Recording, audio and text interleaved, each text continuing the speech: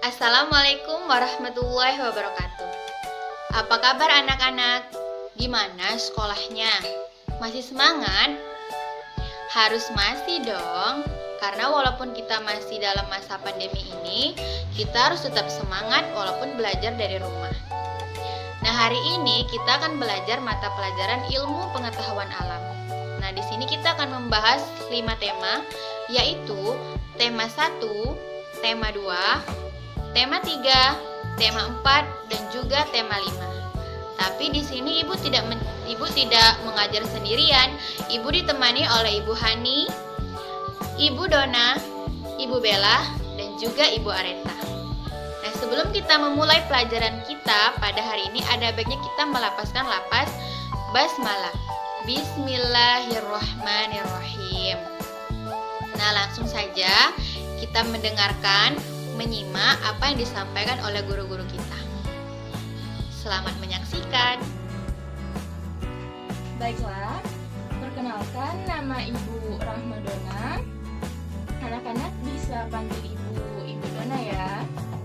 Nah, di sini kita akan membahas mengenai tema 1, yaitu materinya mengenai lingkungan. Perlu kita ketahui, tujuan pembelajaran kita yaitu mengenal bagian-bagian tubuh hewan. Coba, di kelas 1 kalian sudah belajar bagian tubuh manusia kan? Ada yang masih ingat nggak nih bagian-bagian tubuh manusia? Oke, kita sebutin bareng-bareng ya. Bagian tubuh manusia itu terdiri dari adanya kepala, pundak, ada lutut, dan juga ada kaki. Dan juga ada ini. Ya, pintar, ada tangan, dan juga yang lain-lainnya ya. Oke. Nah, jadi bagaimana dengan tubuh hewan? Apakah hewan juga memiliki tubuh yang sama? Oke, kita lanjutkan dulu ya. Seperti halnya tubuh manusia, tubuh hewan juga terdiri dari beberapa bagian, tetapi bentuk dan fungsinya itu berbeda-beda. Nah, agar lebih jelas, Ibu akan kasih contoh gambar hewan ya. Coba anak-anak semuanya fokus ke papan tulis. Papan tulis ya. Oke, semuanya sudah fokus. Ada gambar hewan apa di papan tulis? Pinter. Ada gambar hewan kucing. Nah, kucing kan memiliki beberapa bagian tubuh. Bagian tubuh kucing itu memiliki fungsinya masing-masing loh. Oke, sebelumnya kita sebutin bareng-bareng bagian tubuh kucing dulu ya. Oke, bareng-bareng ya. Ada mata, telinga, hidung, mulut. Ada juga gigi. Dan juga kucing memiliki rambut. Ada ekor juga dan ada kaki. Nah, semuanya itu memiliki fungsinya masing-masing. Yuk kita bahas dari yang pertama, ada mata. Untuk apa mata? Untuk melihat. Selanjutnya ada telinga. Untuk apa telinga? Ya, pinter, untuk mendengar. Ada hidung yang untuk mencium bau. Selanjutnya ada mulut dan gigi juga nih. Untuk apa mulut dan gigi? Oh, pinter, untuk mengunyah makanan. Selanjutnya ada rambut. Nah, rambut pada tubuh kucing itu berfungsi untuk menyelimuti tubuh. Dan selanjutnya ada ekor. Coba siapa yang berani sebutin fungsi ekor itu apa? Oke, untuk menjaga keseimbangan gerak. Dan juga yang terakhir ada apa? Ada kaki. Coba sebutin, ada berapa kaki kucing? Ih, pinter. Ada 4 ya. Kaki kucing ada 4. Coba, apa fungsi kaki kucing? Ya, untuk berjalan. Selain untuk berjalan, apalagi fungsi kaki kucing? Untuk memanjat dan juga untuk menerkam mangsa. Oke, semuanya sudah jelas? Oh, pinter. Semuanya sudah jelas semua ya. Ibu sudah jelasin bagian tubuh kucing dan juga fungsinya. jika ada yang mau ditanya boleh nih. Oke, semuanya sudah jelas. Terima kasih. Nanti Ibu akan jelaskan pada pertemuan selanjutnya ya. Untuk itu Ibu akhiri dulu pada pertemuan kali ini. Terima kasih. Dadah semuanya. Hai, assalamualaikum warahmatullahi wabarakatuh. Apa kabar semuanya? Alhamdulillah baik. Perkenalkan ya, di sini nama Ibu Hamilur Ainin. Di sini Ibu akan mengajari anak-anak tentang mata pelajaran apa? Pasti udah lihat jadwal kan? Iya benar, mata pelajaran IPA. Di sini Ibu akan membahas tentang tema konotasi dengan poin, ciri-ciri dan penggunaan. Anak-anak pastinya di sekitar kita ini banyak banget kan? Benda yang berbagai bentuk itu. Ada yang berbentuk padat, cair, gas, ada yang besar, ada yang kecil, ada ringan dan juga ada yang berat. Dari benda-benda tersebut, pasti anak-anak udah tahu benda berat itu seperti apa aja sih. Iya benar, benda-benda berat itu seperti besi, kayu, terus ada batu, dan juga gabus. Lalu benda yang cair seperti apa? Benda yang cair itu seperti air dan minyak. Lalu benda yang berupa gas itu seperti apa? Itu seperti udara. Nah, benda yang berat seperti apa ya, Bu? Bila benda yang berat itu dia berupa logam dan juga berupa kayu ataupun kaca. Jika benda yang ringan, ia berupa kain, ia berupa plastik, dan juga tas. Nah, tas yang jadi dalam pemikiran aku pasti seperti ini ya. Bila benda yang besar itu pasti dia akan tenggelam di dalam air. Lalu benda yang kecil dia akan mengapung di atasnya. Tidak semua seperti itu. Nah, kenapa ya kok seperti itu? Begini ya, bila benda tersebut terbuat dari logam ataupun terbuat dari kaca yang padat, lalu itu maka dia akan tenggelam ke bawah, mau sekecil apapun benda itu. Mau berupa wujud apapun, dan terbuat dari besi, terbuat dari kaca, dan tidak ada paru-parunya, dia akan tetap jatuh ke bawah. Lalu jika benda yang terbuat dari kayu yang besar, mau dia sebesar apa, jika ia memiliki pori-pori di dalamnya, ia akan tetap bisa mengapung. Contoh alat transportasi kita yang digunakan itu seperti perahu. Perahu besar kan? Kok dia bisa ya mengapung di atas? Karena perahu itu mempunyai ia berbentuk huruf V atau huruf U, yang mana ia menampung udara di dalamnya. Ini ya.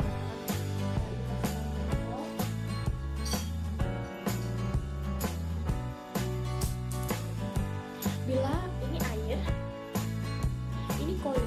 Koin ini kecil kan? Ini koinnya. Bila kita jatuhkan ke dalam sini, apakah ia akan mengapung? Tidak. Dia jatuh ke bawah, padahal dia kecil kan? Karena uang ini tidak memiliki rongga udara dan juga dia tidak mempunyai pori-pori dari udara tersebut.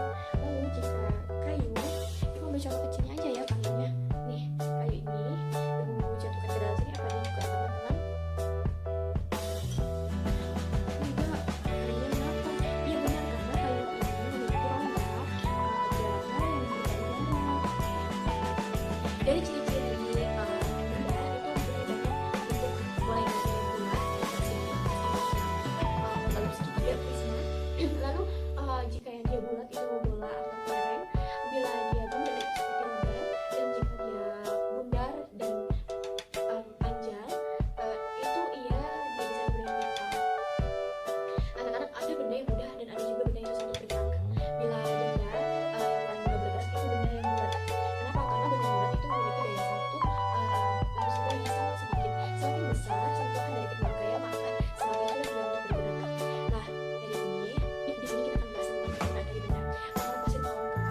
Ibu kasih contoh aja ya, seperti pacu. Anak-anak pasti tahu pacu itu apa sih? Benar, untuk bertani, untuk menggali aliran, untuk membuat lubang, membuat sumur, dan juga ada sapu. Sapu juga digunakan untuk menyapu dan sebagainya. Baiklah, terima kasih anak-anak telah ikut pelajaran Ibu.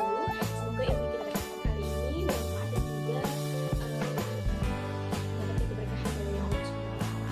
Baiklah, kita akan melanjutkan materi berikutnya dengan ilmu yang selanjutnya ya. Sampai jumpa. Baik, masih Masih semangat tidak nih untuk mendengarkan materi dari Ibu? Kalau masih semangat, Ibu lanjutkan ya. Di sini Ibu akan menjelaskan tentang tema 3, yaitu kesehatan, kebersihan, dan juga keamanan. Nah, tujuan pembelajaran dari tema Ibu ini, yang pertama, menyebutkan kegunaan makhluk hidup di sekitar. Yang kedua, menyebutkan bahaya makhluk hidup di sekitar. Nah, langsung saja ke pembahasan pertama nih ya. Pembahasan pertama, kita akan membahas tentang manfaat dan bahayanya hewan. Nah, anak-anakku sekalian pasti sudah mengetahui bahwa di sekitar kita ini ada banyak sekali hewan. Contohnya seperti kucing, anjing, kambing, kerbau, sapi, dan masih banyak lagi. Nah, hewan sendiri perlu anak-anak ketahui bahwa hewan memiliki senjata alami. Nah, ada yang tahu apa itu senjatanya? Ibu jelaskan ya. Contohnya seperti Ibu ambil contoh ular. Nah, ular itu memiliki racun yang berbisa. Nah, racunnya itu merupakan senjata bagi ular itu sendiri, karena racunnya itu membantu ia untuk membela dirinya dari mara bahaya dan juga membantunya untuk memangsa mangsanya. Nah, ada lagi nih contohnya seperti buaya. Nah, buaya itu juga memiliki senjata alami, yaitu senjatanya berupa giginya yang tajam. Nah, giginya dan juga mulutnya itu yang besar itu kan. Nah, itu merupakan senjata bagi buaya. Nah, anak-anakku sekalian, hewan ada 2 kategori, yaitu ada hewan buas dan ada hewan jinak. Nah, untuk membedakan mana hewan buas dan mana hewan jinak, coba anak-anak perhatikan gambar berikut ini. Lihat, ini adalah gambar pertama. Nah, ini adalah gambar beruang. Benar sekali, ini adalah beruang. Nah, beruang sendiri menurut anak-anak sekalian, apakah dia merupakan binatang jinak atau binatang yang berbahaya? Benar sekali, ia merupakan hewan buas. Mengapa begitu? Karena si beruang memiliki kuku yang runcing, dan kukunya ini sangat berbahaya bagi kita. Karena kukunya ini sungguh sangat tajam dan bisa saja melukai kita. Nah, lanjut nih ke gambar selanjutnya. Gambar apa? Ayo. Ya benar, ini adalah gambar harimau. Nah, harimau sendiri itu merupakan ini adalah merupakan hewan yang berbahaya. Mengapa begitu? Karena beruang memiliki gigi yang taring dan bisa membahayakan manusia.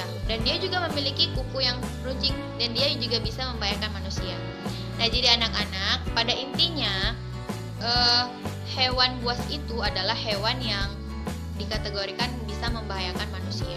Seperti itu. Nah, selanjutnya kita lihat gambar selanjutnya ya. Nah, gambar apakah ini? Benar sekali, ini adalah gambar sapi. Nah, sapi sendiri menurut anak-anak merupakan hewan yang bahaya atau tidak berbahaya? Benar sekali, sapi merupakan hewan yang tidak berbahaya atau dikatakan sebagai hewan yang jinak. Mengapa begitu? Karena sapi termasuk kategori hewan yang dipelihara. Selanjutnya nih, gambar satu lagi. Ya benar sekali, ini adalah hewan. Pasti semuanya memang sudah tahu kalau ini adalah ayam. Oke, nah ayam sendiri itu merupakan hewan yang jinak. Mengapa begitu? Karena ayam merupakan hewan yang termasuk dalam kategori peliharaan manusia. Oke, sekarang sudah tahu kan perbedaan dari hewan buas dan juga hewan jinak. Kalau hewan buas itu bisa dikatakan sebagai hewan yang dapat membahayakan manusia. Kalau hewan yang tidak buas itu seperti hewan yang dirawat, maksudnya hewan yang dipelihara oleh manusia. Nah, setelah kalian mengetahui hewan buas dan juga hewan jinak, selanjutnya itu ada hewan yang menguntungkan manusia. Nah, contohnya seperti ayam. Nah, ayam sendiri itu sangat menguntungkan manusia. Mengapa begitu? Karena dagingnya bisa dimakan, telurnya juga bermanfaat dan juga bisa dimakan. Nah, selain ayam juga ada sapi nih. Nah, sapi susunya juga bisa kita minum dan dagingnya juga bisa kita makan.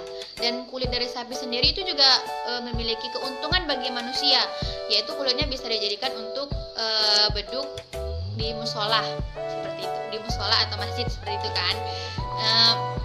Jadi hewan ini ada juga yang dapat menguntungkan manusia dan ada juga yang tidak menguntungkan. Ya, yang pasti yang tidak menguntungkan adalah hewan yang berbahaya. Nah, oke, itulah tadi penjelasan materi dari Ibu. Semoga kalian bisa mencernanya, bisa mengerti. Apabila masih ada kekurangan, Ibu mohon maaf. Dan selanjutnya kalian mendengarkan materi dari Ibu yang selanjutnya. Terima kasih. Wabarakatuh. Perkenalkan, nama Ibu Bella Kurnia. Ibu akan mengajak anak-anak belajar tentang materi pertumbuhan pada hewan dan tumbuhan. Oke anak-anak, pertama kita bahas pertumbuhan pada hewan ya. Nah, ada yang tahu hewan berkembang biak dengan apa saja, dengan cara apa saja? Ya, hewan berkembang biak yaitu dengan cara bertelur dan ada juga dengan cara yang beranak. Nah, anak-anak tahu nggak kalau ayam berkembang biak dengan cara apa? Iya betul. Cara ayam berkembang biak yaitu dengan bertelur. Nah, proses bertelur ketika dewasa ayam betina akan bertelur. Nah, setelah bertelur, induk ayam akan mengeraminya selama kurang lebih 21 hari. Nah, jika telur sudah menetas, maka akan keluar anak ayam dengan tubuh yang kecil. Nah, anak ayam tumbuh lama-kelamaan ukuran tubuhnya semakin besar. Akhirnya anak ayam tersebut menjadi ayam dewasa. Nah, perubahan ini disebut pertumbuhan pada hewan bertelur. Nah, yang kedua yaitu pertumbuhan pada tumbuhan. Nah, tumbuhan ada yang tumbuh melalui biji dan ada yang tumbuh melalui batang. Contoh tumbuhan melalui biji yaitu ada semangka, jagung, pepaya, dan masih banyak lagi. Nah, proses pertumbuhan melalui biji yakni biji yang ditanamkan akan tumbuh tunas atau kecambah. Kemudian tunas akan menjadi batang. Lama-kelamaan batang akan memiliki daun yang banyak dan tumbuhan akan tumbuh dengan subur dan berbuah. Nah, di dalam buah ini terdapat biji yang bisa menjadi bibit. Nah, inilah yang dinamakan pertumbuhan pada tumbuhan melalui biji. Sedangkan proses pertumbuhan melalui batang, contohnya singkong. Batang singkong yang sudah tua itu bisa ditanam. Setelah ditanam, batang singkong tersebut akan tumbuh dan berdaun. Setelah beberapa bulan, maka tumbuhan singkong akan berisi singkongnya dan bisa dipanen. Nah, batang singkong yang sudah dipanen inilah yang biasanya yang akan dipotong-potong kurang lebih panjangnya 15 cm untuk ditanam lagi. Nah, ini yang dinamakan proses pertumbuhan pada tumbuhan melalui batang. Baiklah anak-anak, mungkin itu saja yang Ibu dapat Ibu sampaikan. Assalamualaikum warahmatullahi wabarakatuh. Selamat pagi anak-anak. Bagaimana kabar kalian hari ini? Sebelum kita memulai pembelajaran hari ini, ada baiknya kita berdoa menurut agama dan kepercayaan masing-masing. Baiklah, di sini saya akan membahas tentang materi energi. Seperti yang kita ketahui, energi sangat bermanfaat untuk manusia. Energi yang sering kita gunakan dalam kehidupan sehari-hari yang pertama, energi panas. Energi panas bermanfaat untuk kita. Energi panas berasal dari kompor gas dan matahari, dapat bermanfaat untuk kita saat memasak dan mengeringkan pakaian. Yang kedua, energi bunyi. Setiap hari kita selalu mendengarkan bunyi. Bunyi berasal dari sumber bunyi. Contohnya saat kita berbicara, kita mengeluarkan sumber bunyi dari dalam tubuh kita. Lalu contoh lain, trompet yang berbunyi saat kita tiup, gitar yang berbunyi saat kita petik, dan gong atau gendang berbunyi saat kita pukul. Yang ketiga, energi cahaya. Saat siang hari, kita menggunakan energi cahaya dari matahari. Dan saat malam, kita menggunakan energi cahaya dari lampu senter atau lampu listrik untuk membantu kita melakukan aktivitas di malam hari. Yang keempat, energi angin. Saat kita menerbangkan layang-layang, kita membutuhkan energi angin untuk menerbangkan layang-layang. Selain itu, energi angin juga dapat menggerakkan kincir angin, dan energi angin juga dapat menggerakkan perahu layar ke tengah laut.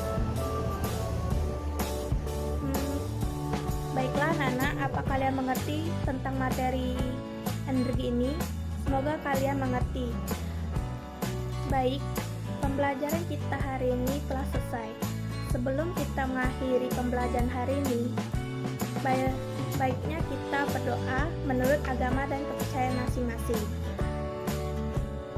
Baik, saya tutup pembelajaran hari ini. Wassalamualaikum warahmatullahi wabarakatuh. Nah anak-anak, itulah tadi penyampaian materi dari ibu-ibu guru kita. Semoga apa yang mereka sampaikan dan apa yang mereka jelaskan bisa bermanfaat bagi kalian. Nah untuk penghujung dari materi pelajaran kita hari ini, kita lapaskan lapas hamdalah, alhamdulillahirabbil alamin. Oke, ibu mewakili guru-guru yang lain, kami mohon maaf apabila masih ada kekurangan dalam penjelasan materi. Kepada Allah kami mohon ampun. Akhir kata, wassalamualaikum warahmatullahi wabarakatuh. Sampai jumpa, semangat belajar.